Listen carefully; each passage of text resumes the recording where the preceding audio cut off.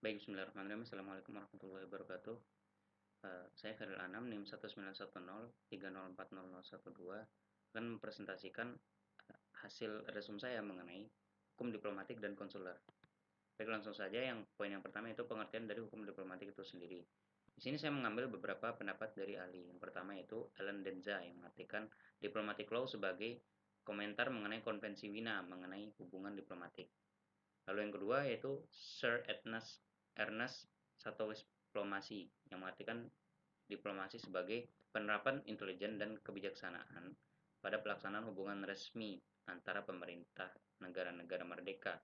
Kadang-kadang hubungan ini meluas juga ke hubungan mereka dengan negara-negara bawahan atau lebih singkat lagi pelaksanaan bisnis antar negara dengan cara damai. Lalu yang ketiga, menurut Quincy Wright dalam bukunya yang berjudul The Study of International Relations, itu memberikan batasan dalam dua cara mengenai hukum diplomatik ini. Yang pertama itu penggunaan kebijaksanaan, kelihayan, dan keterampilan dalam negosiasi atau transaksi apapun.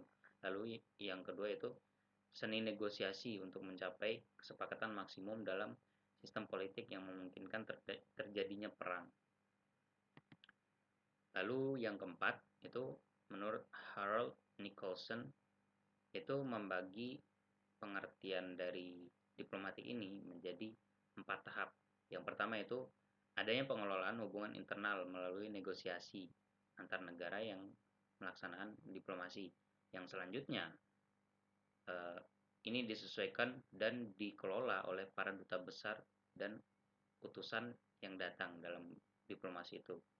Sehingga nantinya outputnya berupa bisnis atau seni diplomat.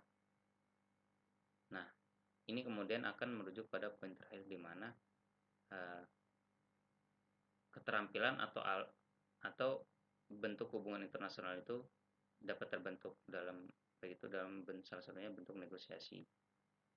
Lalu selanjutnya itu sejarah hukum diplomatik. Zaman dulu hukum internasional mengenal perwakilan diplomatik yang disebut dengan duta besar yang mana perlindungan hukum dan hak-hak istimewa itu diatur oleh agama sehingga duta besar dianggap sebagai orang suci atau dalam istilah lain disebut sacrosanct. Oppenheim pernah berkata, bahkan di zaman kuno di mana tidak ada hukum seperti hukum internasional modern yang dikenal seperti sekarang itu, duta besar itu di mana-mana menikmati hak istimewa dan hak tertentu mereka meskipun tidak menurut hukum melainkan agama. Namun para duta besar ini dianggap suci. Nah, hal ini kemudian terus berlanjut sampai pada eh, apa setelah adanya perdamaian Westphalia yang diadakan pada tahun 1948 itu perwakilan diplomatik ini mulai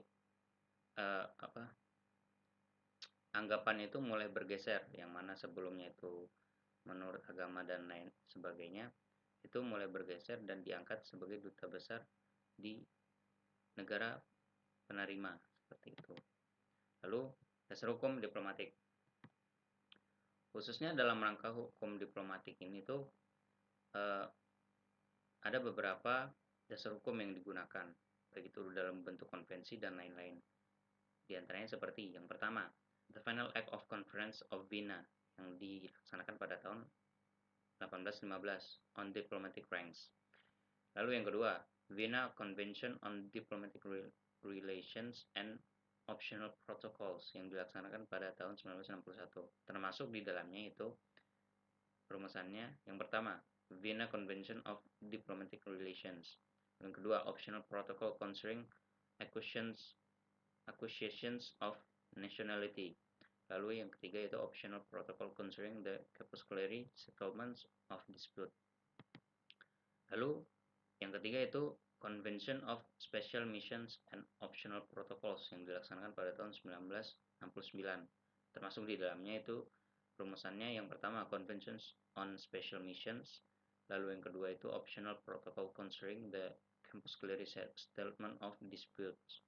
Lalu yang keempat itu Conventions on the Prevention and Punishment of Crimes Against Internationality Protects Person including diplomats agents yang dilaksanakan pada tahun 1973.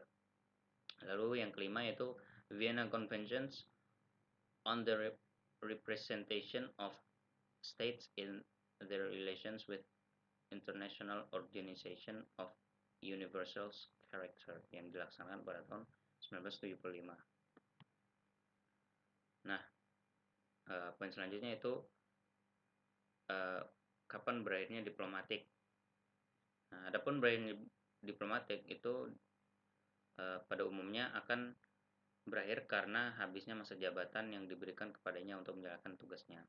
Menurut Strike, berakhirnya misi diplomatik dapat disebabkan oleh beberapa hal, yaitu pertama, pemanggilan kembali wakil itu oleh negaranya atau disebut recall karena memburuknya hubungan antar kedua negara. Lalu yang kedua, adanya permintaan negara penerima agar wakil yang bersangkutan dipanggil kembali.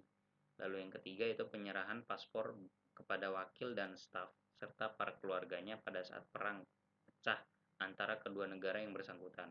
Lalu yang keempat, selesainya tugas ataupun misi dan berakhirnya surat-surat kepercayaan yang diberikan untuk jangka waktu yang sudah ditetapkan atau dalam istilah lain sudah melalui batas masa jabatan. Itu.